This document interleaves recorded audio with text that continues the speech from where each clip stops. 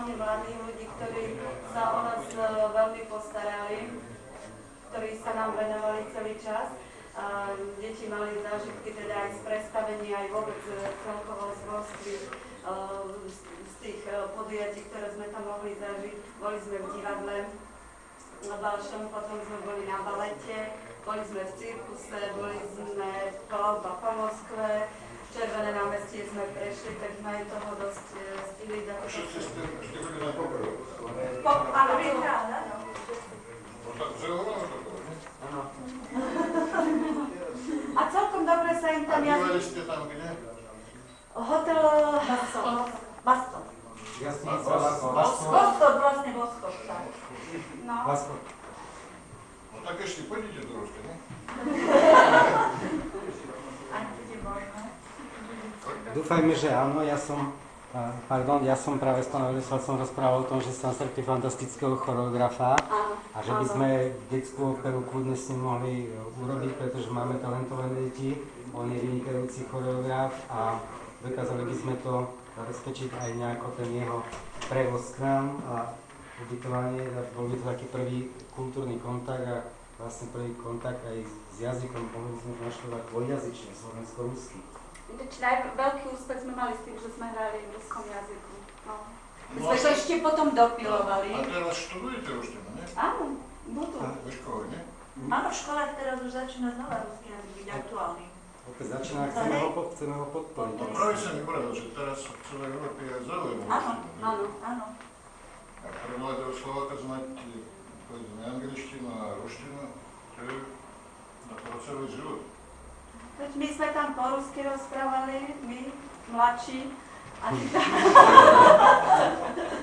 títo najmladší sa naučili tiež po rusky. Hodne, Katarinka teda, to je to veľmi dobre šlo, aj Maťko. To je najmladší, nie? To je to u vás. Táto Katarinka tu. A najmladší kto z vás? Táto nie je, čo bola, ale ináč Alžbetka. A koľko má rokov? Najmladší, táto Alžbetka, koľko máš? 12. Najmladšie, čo sme mali 6-ročné. 12 rokov máš. Ja som myslel, že máš 6. Sa mnou byla vnúčka. Takú, ako ty, a máš 6 rokov. Ona je taká drobučka, no? Alžbetka.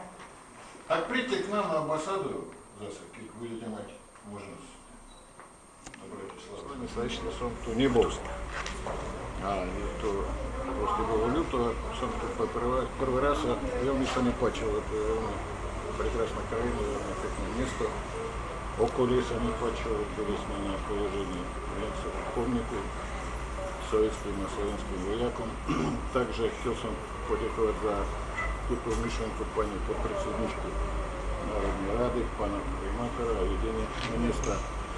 A keď hovoríme o tej spolupráci s Ruskom alebo s Poľskom, tak myslím, že s Ruskom sme zatiaľ na začiatku.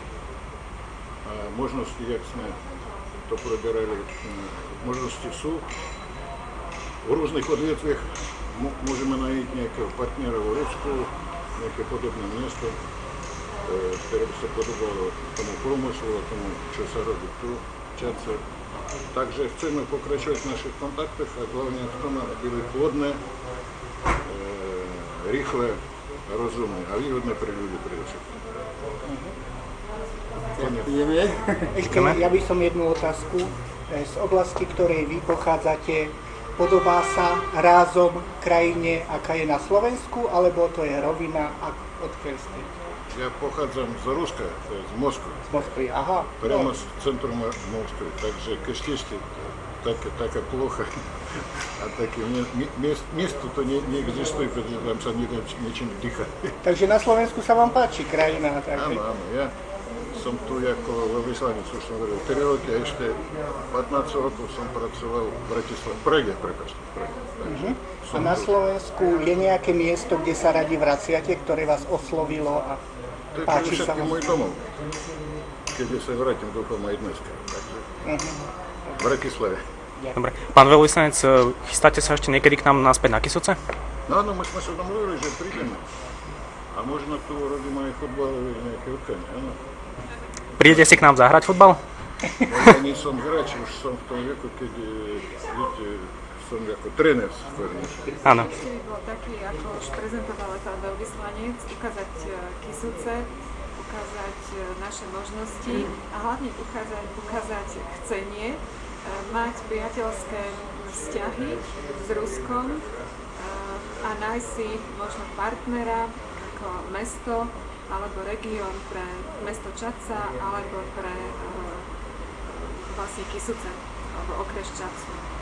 My sme rozprávali aj o konkrétnych veciach, o možnosti otvoriť v Čadci také centrum, ruské centrum. Takisto sme hovorili o možnosti zvýšiť kvalitu vyučovania ruského jazyka na gymnáziu, napríklad tým, že by sme sa spoločne snažili dostať tu aj ruského lektora alebo lektorov. A takisto sme sa snažili prezentovať s pánom primátorom, pánovi veľvyslancovi aj možnosti pre ekonomickú spoluprácu, pretože myslím si, že Kysuce sú veľmi zaujímavé pre všetkých turistov, zahraničných, ale aj domácich a práve cestovným ruchom. A my by sme boli veľmi radi, keby sa stali cieľom väčšieho množstva aj ruských turistov. Hovorili ste ešte o nejakej inej oblasti ako ekonomika a školstvo?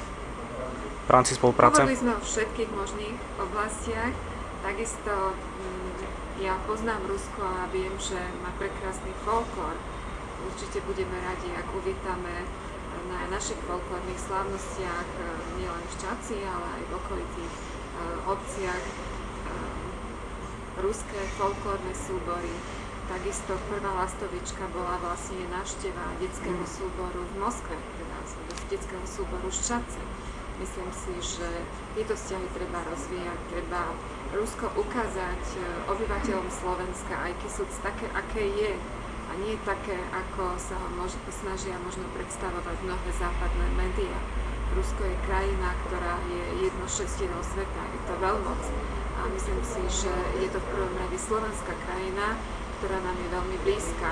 A ja by som dopriala Kysučanom a Slovákom vôbec, aby mohli spoznať prekrásnu kultúru a Rusko, ktoré ja osobne. Chystá sa niečo aj s niektorým ruským mestom? Tak ja by som chcel povedať, že som veľmi rád, že veľvyslanec Ruskej federácie navštívil naše mesto, že sme si mohli vymeniť rôzne názory a otvoriť možnosti spolupráce. Pri jeho návšteve som mu poďakoval za možnosť reprezentovať tento región našim detským súborom EVA, ktorý sa zúčastnil v mesiaci júl v Moskve a dokonca aj s ocenením. Takže som veľmi rád, že naša kultúra prenikla na východ do Moskvy.